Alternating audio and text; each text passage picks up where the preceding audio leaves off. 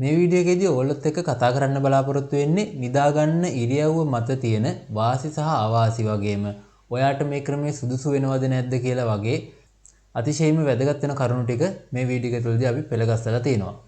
අපි මේ විදිහට නිදාගන්න පැති සම්බන්ධයෙන් වීඩියෝස් කිහිපයක්ම මේ channel එකේ දාලා තිනවා හැම පැත්තටම. මේ වීඩියෝ එකෙන් කතා කරන්නේ මුණින් අතර නිදා ගැනීම සම්බන්ධයෙන්. ඒ කියන්නේ බඩ යට කරලා නිදා ගන්න එක සම්බන්ධයෙන්.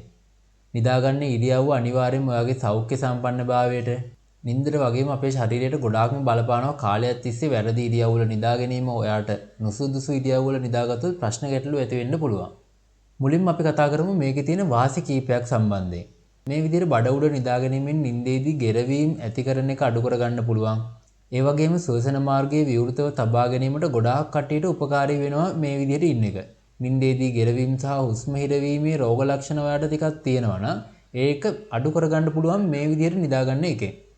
අම්ල පිත්ත ඇතිවීමේ සම්භාවිතාවය එහෙම නැත්නම් ગેස්ට්‍රයිටිස් වලට තියෙනවා නම් මේ තත්ත්වය ටිකක් විතර අඩු වෙනවා, සමනය වීමට උපකාරී වෙනවා මේ හැරිලා ඉන්න ඉරියව්ව මත.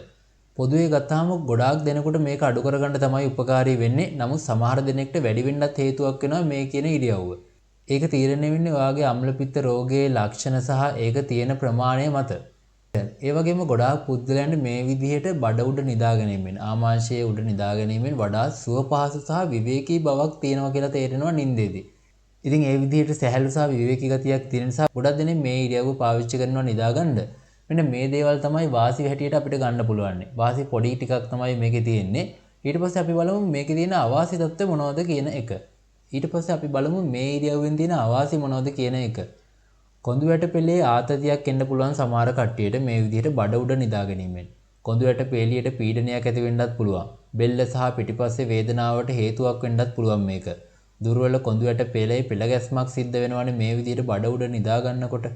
එතකොට උදෑසීන මට්ටමින් කොඳු වැට පෙළ පවත්වා ගන්න බැරි වෙන හින්දා ඒක ටිකක් දුෂ්කර වෙන හින්දා සමහරවිට කොඳු වැට පෙළි වල ගැටලු තියෙනවා නම් ඒ වගේ දේවල් උග්‍ර වෙන්න හැකියාවක් තියෙනවා මේ ක්‍රමයට නිදාගත්තට පස්සේ.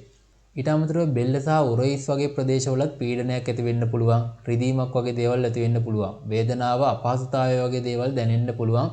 යම් තාක් දුරට හරි වාට මේක තියෙනවා නම් එහෙම ඒක ටිකක් වැඩියෙන් දැනෙන්න උපකාරී වෙනවා මේ විදිහට නිදාගත්තොත් එහෙම. ඊට අමතරව සන්ධි සහ මාංශ පේශී මත පීඩනයක් ඇතිවීම ගන්න පුළුවන්. සාමාන්‍යයෙන් බඩ මත නිදා ගැනීමෙන් මාංශ පේශී සහ සන්ධි අනවශ්‍ය විදිහට පීඩනයක් ඇති වෙන්න පුළුවන් කියලා හොයාගෙන තියෙනවා. එතකොට එක දිගටම මේ ඉරියව්වේ නිදා ගන්න බැරි හින්දා ගොඩාක් වෙලාවට රෑ මැදදී එහෙම නැත්නම් නිින්ද අතරමඟදී ඔයාට මේ ඉරියව්ව මාරු කරලා වෙනත් ඉරියව්වකට යන්න සිද්ධ වෙනවා ඉබේම දන්නේම නැතුව.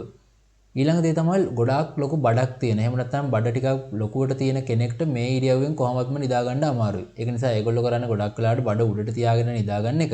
මේකත් එක අවාසියක් විදිහට අපිට ගන්න පුළුවන්. ඊළඟ දේ තමයි මූණේ රැලි වැටීම කියන එක.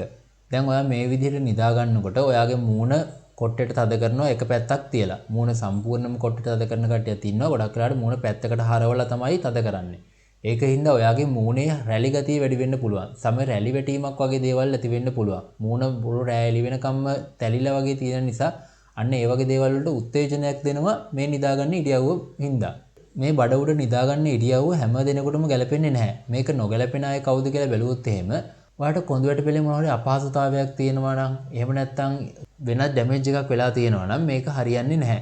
ඒ වගේම තමයි බෙල්ල පිටිපස්සේ සහ උරහිස් වල වේදනාවක් තියෙන පුද්ගලයන්ටත් මේ විදිහට නිදාගන්න එපා කියලා තමයි ගොඩක් කට්ටිය කියන්නේ. ඒ වගේම ගර්භණී කෙනෙකුටත් ඒ සමයේදී මේ ඉරියව්ව පාවිච්චි කරලා නිදාගන්න එපා කියලා කියනවා. ගොඩක් වෙලාවට ඒ ඉරියව්ව තියාගෙන නිදාගන්න බෑ. මම අර කලින් කිව්වේ ලොකු බඩක් තියාගෙන මේ ඉරියව්ව පාවිච්චි කරන්න බෑ.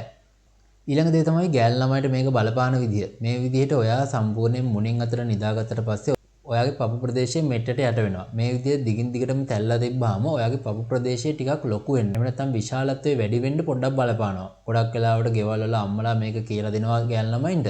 ඒක නිසා මේ ක්‍රමයේ ගෑල් ළමයින්ට හොඳ නැහැ කියලා ලොකු මතයක් තියෙනවා. ඉතින් මෙන්න මේ දේවල් තමයි මුණින් අතර නිදාගත්තට පස්සේ ඔයාට තියෙන අවාසි විදිහට ගන්න පුළුවන්. වැඩිපුර ටිකක් අවාසි වගේ දේවල් තමයි මේකෙදි දැක්කේ.